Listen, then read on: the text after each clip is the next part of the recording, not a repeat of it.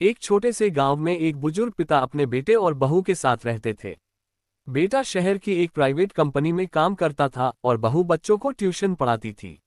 दोनों सुबह से शाम तक इतने व्यस्त रहते कि घर का आंगन, जहां पिताजी बैठते रहते थे, अब सन्नाटे से भर गया था। पिताजी का दिन बस इस इंतजार में बीतता, शाम को बेटा बहू साथ बैठेंगे, चाय पीते हुए दो बातें होंगी, पर वो पल कभी आता ही नहीं था। कई बार पिताजी प्यार से कहते, बेटा शाम की चाय मेरे साथ पी लिया कर। बेटा हंसते हुए टाल देता, पापा दिन भर थक जाता हूँ, जरा टीवी देख लो।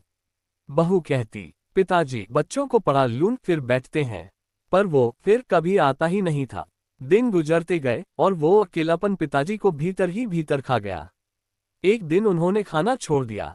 डॉक्टर ने कहा, शरीर तो ठीक है लेकिन मन टूट गया है, इन्हें दवा नहीं अपनापन चाहिए।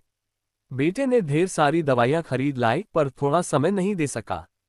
एक शाम बहू ने देखा पिताजी पुराने एल्बम खोलकर बैठे थे। हर तस्वीर को ऐसे देख रहे थे जैसे उनमें जिंदगी तलाश रहे हों, कभी मुस्कुराते कभी चुप हो जाते। बहू पास गई और बोली, पिताजी क्या देख रहे हो? पिताजी ने हल्की मुस्कान के साथ कहा, यादें देख रहा हूं बेटी, वो दिन जब घर में सब साथ में बैठते थे।